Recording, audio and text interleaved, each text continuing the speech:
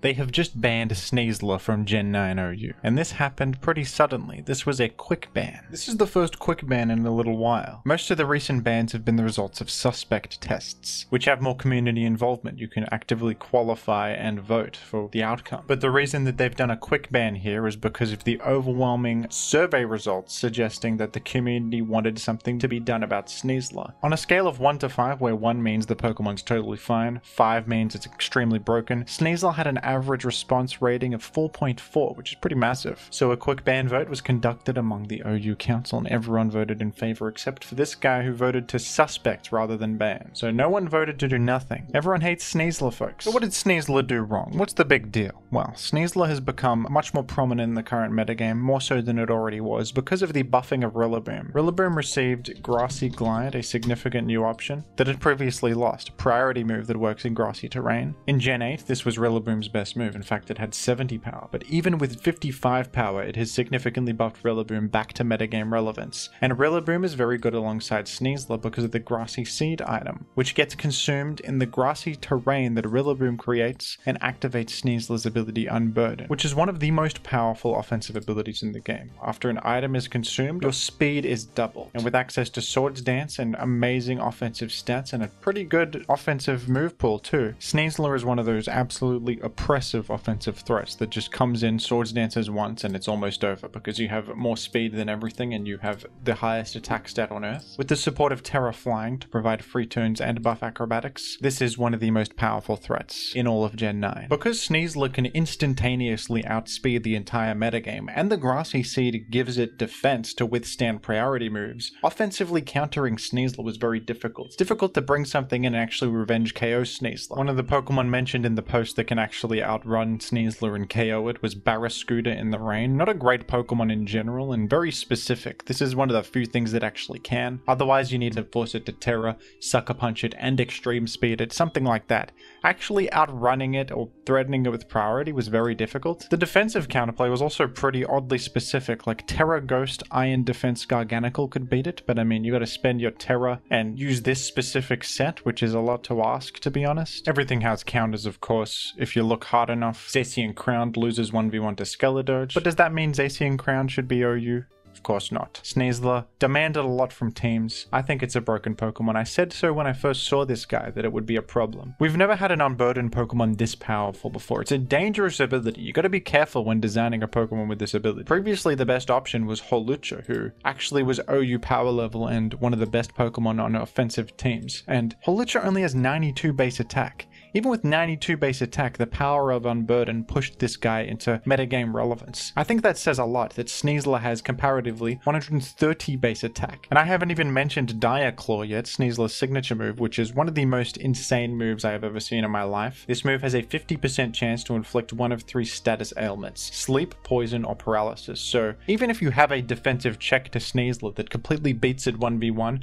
there's a chance that it could just go to sleep and lose anyway, which is, I think, pretty unhealthy and not fun to play against. Creates unnecessary variance. And I know people are going to complain about this, whether they're just mad that Smogon's banning more Pokemon, or they're mad that Goldango and King Gambit still have not been banned while Sneasler got banned very quickly. Whether you're mad at the order of things happening or the fact that they're just banning things at all, whatever. I think we can all agree that perhaps they went a bit too far with Sneasler. I think that they're going a bit too far in Gen 9 with regular old Pokemon designs that aren't supposed to be, you know, OP legendaries. This is just a regular old evolution of Hisui and Sneasel. Why did they have to go so insane with this? There was once a time where even the top Pokemon in the metagame had their strengths and weaknesses, exploitable weak points that you could take advantage of. Metagame adaptation. I don't view this as good game design. This is a Pokemon that has too many advantages and not enough disadvantages. You shouldn't be able to outrun the entire metagame without even spending a turn doing so, and have this much attack, and have an amazing 120 base power stab move, and have this move that defies logic and can put things to sleep that try to beat you. It's too much. Where's the Achilles heel? Where's the downside? I know I find a way to talk about Gen 3 OU in every single video. It's becoming a bit of a cliche, but bear with me. Let's take a look at one of the top threats in a previous metagame, Salamence in Gen 3 OU. This is a very powerful Pokemon. It has 135 base attack.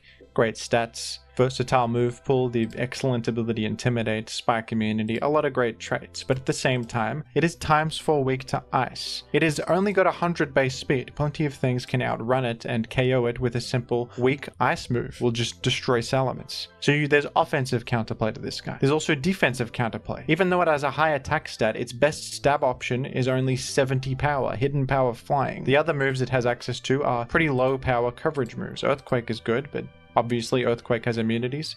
You can't just spam a move and ignore everything. There's Skarmory can easily check this if it's not eliminated previously. Swampert can easily check it. Melodic, defensive Starmie sets. Suicune, a defensive Flygon. Fringe stuff like Donphan or Weezing can check this. To have the privilege of outrunning the entire metagame, you need to spend a turn boosting up. You can't just switch in and get Unburden and outrun everything. You have to find an opportunity to Dragon Dance. And even after Dragon Dancing, a million common things can stop your sweep. You don't just instantly win if you get a single turn. It's not that simple, folks. Salamence is very good, but you have to form a game plan around it if you're using it. You have to find an opportunity to get this Dragon Dance in a situation where the enemy is weakened enough that they can no longer withstand your sweep. At what point do we realize that maybe Pokemon design is going too far? This guy switches in, outruns everything, gets a defense boost, free opportunity to get ×2 attack. It has this for stab after a Terras. I'm a little bit sick of people saying that if you just never banned anything that the metagame would sort itself out, and Game Freak has this grand vision for this perfect equilibrium where everything they designed counters each other. It's not true at all. No thought or care was put into this. They gave this guy everything.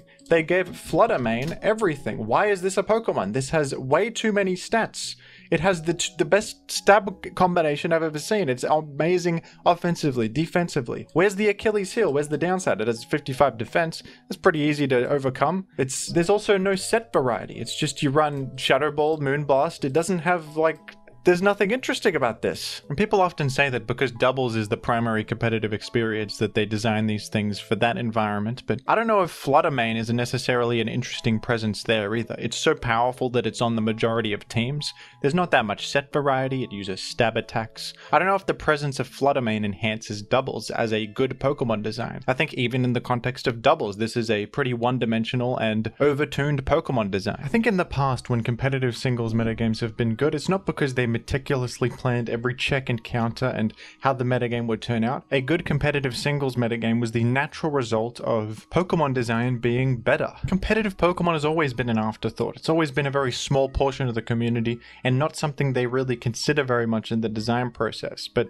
still, historically, there have been good competitive singles metagames because if you look at Gen 3, there are a lot of Pokemon with unique effects, and there's nothing so powerful that pushes all of those Pokemon out of relevance, so you see niche picks come up to fix problems. You see a lot of variation in sets in the top meta Pokemon because there's natural evolution. Nothing's so powerful that it restricts that natural evolution. So I think that the big reason that Gen 9 OU is a very annoying metagame to play right now has nothing to do with anything Smogon is doing. If anything, Smogon is engaging with the community more. There's more community input than ever. Decisions are being made more quickly. People are very fixated on the order that Smogon does things. If they just banned King Gambit before they banned Volcarona or something like that everything would be fine. But because Smogon did something in a particular order, everything's messed up. I don't think that matters very much. I think the fundamental issue is that there's too many powerful Pokemon. That's it. There is less care being put into these new Pokemon designs. Power creep is getting out of control, and that is resulting in an imbalanced competitive singles experience. This turned into a bit of a rant, forgive me for that, but that is what I think. I think people are missing the real culprit behind all of this chaos in Gen 9 OU. It's weird to me to point the finger at Smogon when the fundamental issue is the game that they're trying to balance being imbalanced. That's the big problem, and that's not something they have any control over at all. They can't alter the game itself. Thanks for watching, folks. That's all I have to say.